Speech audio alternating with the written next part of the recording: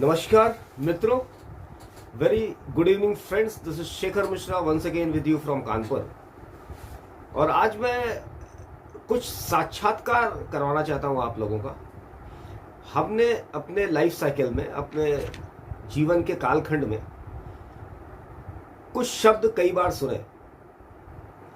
जैसे एक शब्द है मक्कारी, एक शब्द है धोखा, एक शब्द है गद्दारी, एक शब्द है देशद्रोही।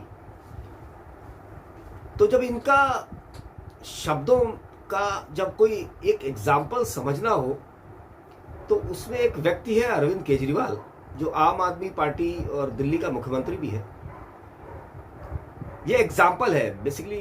कभी भविष्य में जब किताबें जब लिखी जाए भविष्य में, तो उसमें जब इन शब्दों का एग्जाम्पल, जैसे गणित में जब कोई प्रॉब्लम होती है तो उसके एग्जाम्पल दिए जाते हैं, तो मेरा ये मानना है कि इन सब शब्दों का जब कोई एग्जाम्पल दे आने वाले समय में, हमारे बच्चों जब ये सीखें तो इन शब्दों में एग्जाम्पल अरविंद केजरीवाल का प्रमुखता के साथ छपना चाहिए। क्योंकि ये इतना बड़ा मक्कार और इतना बड़ा धोखेबाज टाइप का कैरेक्टर है। अब इसकी मक्कारी समझिए। जब दादरी में 2015 में अखलाक की हत्या होती है, किन्हीं कारणों से होती है, तो ये दिल्ली में फड़फड़ा जाता है। इसको मुझे कैसे पहुंचूं, और इसके रॉकेट, जैसे हम दिवाली में रॉकेट जलाते हैं ना, तो जो माचिस जला के नीचे जब उस पर लगाते हैं, तीली लगाते हैं, तो वो सुर से जाता है। तो जैसे चाइना या किसी पता नहीं कौन सी कंट्री ने इसके रॉकेट लगाया, तो ये तुरंत उड़ के दादरी में गिरता है और दादरी में आके 1 करोड़ रुपए की धनराशि उनको देता है। दूसरा, जब ये तबरेज अंसारी की जब हत्या होती है 17 जून 2019 को झारखंड के अंदर, तभी ये वैसे ही कोई तीली लगाता है, ये एकदम रॉकेट की तरह जाके झारखंड में गिरता है, उनसे परिवार से मिलता है, उनको 50 लाख रुपए की धनराशि मुहैया कराता है। तीसरा, पहलू खान, जो अलवर राजस्थान में एक शहर है अलवर, वो 2017 में उसकी हत्या होती है किन्हीं कारणों से। तो ये फिर कोई तीर लगाता है, फिर जाकर और पहलू खान के घर पे गिरता है और जाके 50 लाख रुपए की धनराशि दे के आता है। अच्छा है, इसमें कोई बुराई नहीं है भाई। किसी की भी हत्या हुई तो उसके परिवार को एक मदद के रूप में कोई भी धनराशि दे रहा है, उसमें कोई बुराई नहीं है, चाहे वो कोई किसी भी धर्म को मानने वाला हो। बट जब इसी के राज्य का, दिल्ली का एक नौजवान जो एक अस्पताल में टेक्नीशियन की तरह कार्यरत है, उसके घर में एक विशेष संप्रदाय के 4 लोग घुस के उसको चाकुओं से गोद देते हैं, तब इसका रैकेट फुस हो जाता है।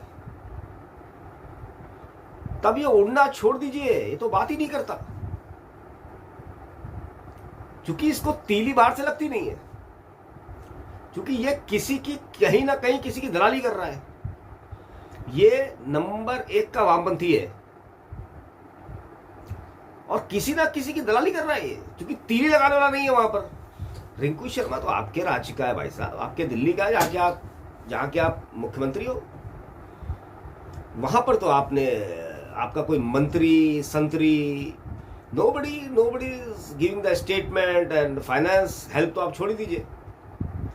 तो ये जो चरित्र है, ये सब हम भारतीयों को इस व्यक्ति का समझना चाहिए। और खासतौर से जो आम आदमी पार्टी से जुड़े हुए लोग हैं, उन लोगों को जरूर इस विषय के अंदर देखना चाहिए कि इसका ऐसा चरित्र क्यों है। और अगर चूंकि वो खुद कोई आम आदमी पार्टी से जुड़ा, वो उनसे पूछे, वो पहले प्राथमिक रूप से उनसे पूछे कि भाई साहब, पहलू खान को तो दे के आए थे आप, अखलाक की फैमिली को तो दे के आए थे, तबरेज अंसारी की फैमिली को तो आप 50 लाख रुपए दे के आए थे। रिंकू शर्मा से क्या दिक्कत क्या है आपको? क्या वोट बैंक खिसक जाएगा?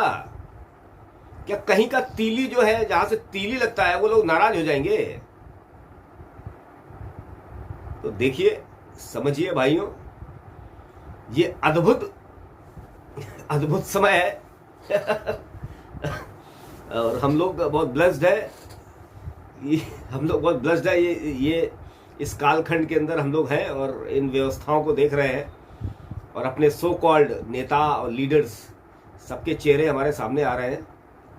तो इन सब लोगों को देखिए, समझिए और फिर डिसाइड करिए कि आने वाले समय में आपको किस धारा के अंदर कैसे क्या करना है।